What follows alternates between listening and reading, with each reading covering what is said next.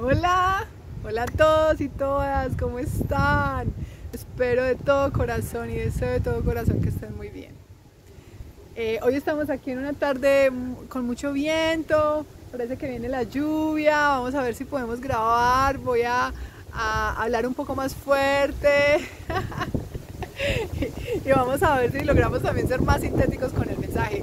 Hoy quiero compartirles algo que me parece muy importante, que es una pregunta que uno se hace cuando se enfrenta como a una noticia tan fuerte como que tienes cáncer, ¿cierto? ¿Qué hacer cuando descubres que tienes cáncer?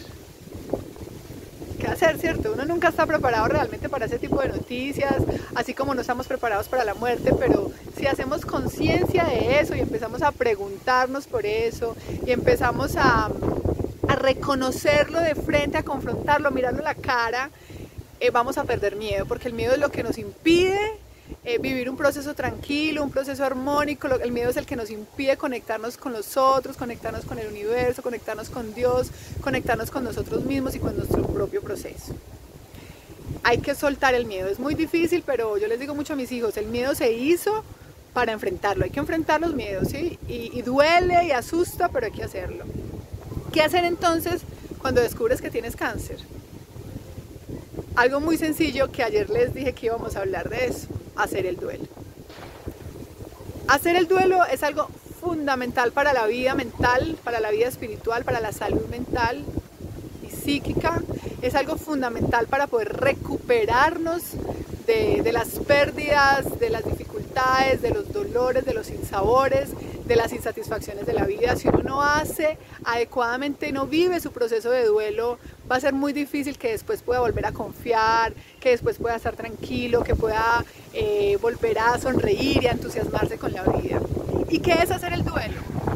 El duelo es un proceso único y es un proceso personal que vive cada uno, o sea, no hay un proceso de duelo igual. Yo les voy a compartir un poco de mi experiencia, pero eso no significa que tu proceso tenga que ser como el mío, no, tu proceso es tu proceso y tienes que vivirlo y permitirte vivirlo a tu manera, a tu ritmo, en las condiciones y circunstancias que tu historia te ha permitido vivir.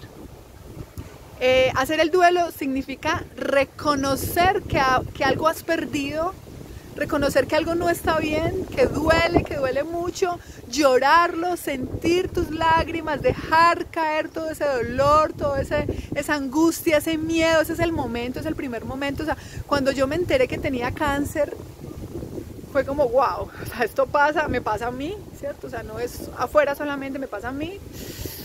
Yo, como les contaba en algunos de los videos, lloré y era consciente y me estaba viendo a mí misma llorando, y digamos que aunque yo quería no llorar, es inevitable no llorar. O sea, por muy fuerte que tú seas, hay que llorarlo, eso es parte de elaborar el duelo. Y ya luego cuando llegué a mi casa, yo les conté un poco en el video de cómo me di cuenta pues de que tenía cáncer. Hoy quiero contarles es cómo fue mi proceso de elaboración de ese duelo. Entonces yo el sábado sobre todo, o sea, el viernes fue contándole a mis padres, a mis hijos, a mi esposo, como entendiendo un poco lo que eso significaba, acomodándonos, era una nueva situación de vida.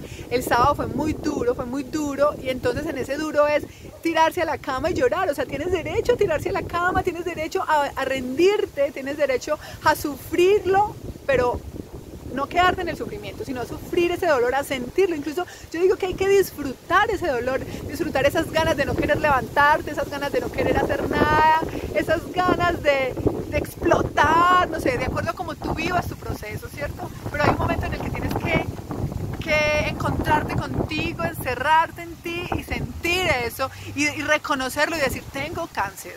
O sea, no hay nada que hacer, tengo cáncer, esa es la realidad, ¿cierto? Lo peor que puede pasar, a mí me funciona mucho esto, quizás te funcione también. Yo siempre que estoy ante una situación nueva pregunto, ¿qué es lo peor que puede pasar? Cuando yo sé qué es lo peor que puede pasar, ese saber me ayuda a botar el miedo. Ya digo, bueno, si eso es lo peor, entonces no es tan horrible. O sea, si ya entendí lo peor, si puedo aceptarlo, lo que viene no es tan terrible. Por ejemplo, en mi caso lo peor era morirme, ¿cierto? Como bueno, uy, si yo me muero, o sea, si a mí me dicen que estoy invadida, que tengo metástasis en todo el cuerpo, que estoy invadida, que tengo 3 meses, ¿qué va a pasar, cierto? Y hacerse esa pregunta es muy duro, o sea, es confrontadorcísimo, pero te pone en una perspectiva diferente de vida. Y eso es parte de hacer el duelo, reconocer y entender que es que tú no tienes el control sobre tu vida, que puedes irte en cualquier momento, pero que sí tienes el control sobre lo que piensas y lo que decides. Eso es lo único que controlamos, nuestros pensamientos y nuestras decisiones. Tú decides si te quedas ahí en ese sufrimiento, en esa amargura, dando vueltas y diciendo ¿por qué a mí? ¿Por qué a mí? ¿Por qué a mí?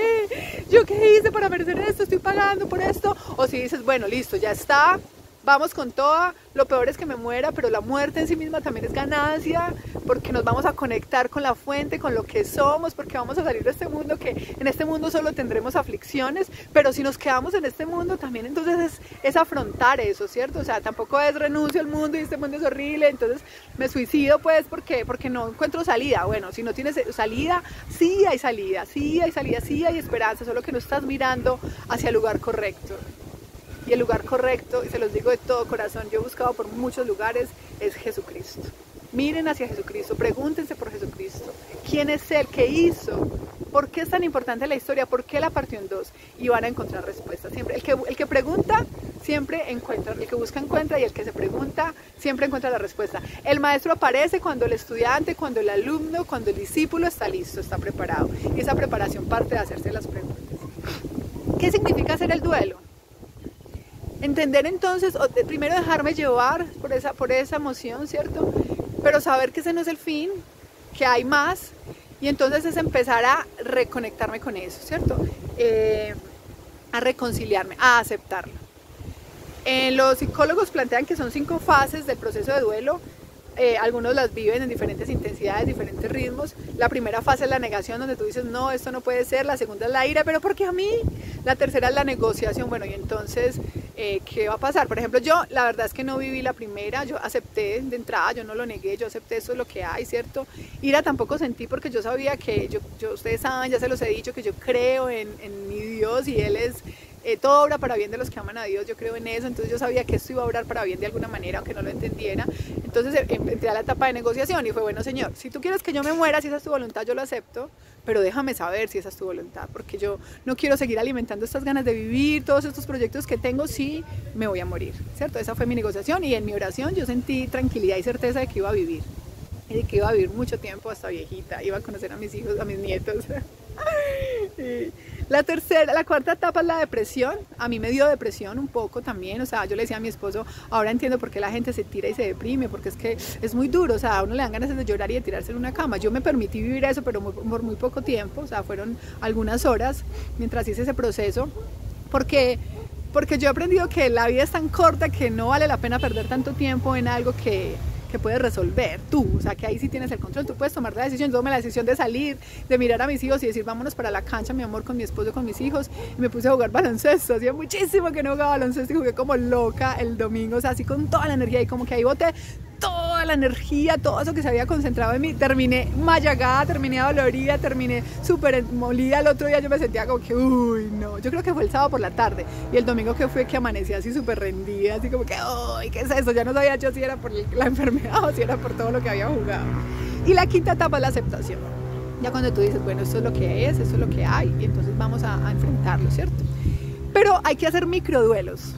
El duelo, ese es el duelo grande, en todos los duelos son igual, pero hay que hacer el duelo a la enfermedad, saber que tienes esta enfermedad tan dura que es el cáncer, pero hay que hacer microduelos. Por ejemplo, en mi caso, el duelo al cabello, mi cabello, algún día les pondré fotos, era una melena hermosa, larga, me llega como hasta la cintura, era la primera vez que yo tenía mi cabello tan largo, crespo, hermosísimo, había estado en un coaching para crespas y ya sabía manejarlo, yo estaba feliz con mi cabello.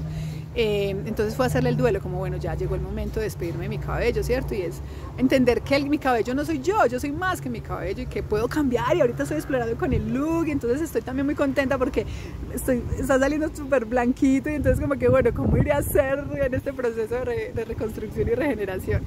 Y también le hice duelo a mi seno, porque a mí me dijeron desde el principio que era de mastectomía completa, radical, por el tamaño del tumor.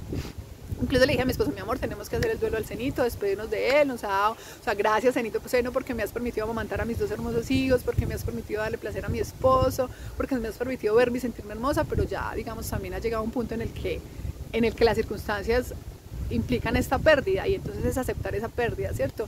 Y reconocerla y sentirla y hacerlo consciente, o sea, cómo funciona para mí, de pronto puede funcionar para ti, diciéndolo. Yo lo hablo, yo bueno, lo hablo, y le hablo a mi seno, y le hablo a mi cabello, y me hablo a mí mirándome al espejo, y eso me ha ayudado muchísimo, muchísimo a poder fortalecerme, a tener una actitud. A mí compañero en las quimioterapias, otro paciente me decía, hablamos mucho, me decía, tenés actitud de ganadora, tenés actitud de victoria. Y esa es la actitud en la que te tienes que poner.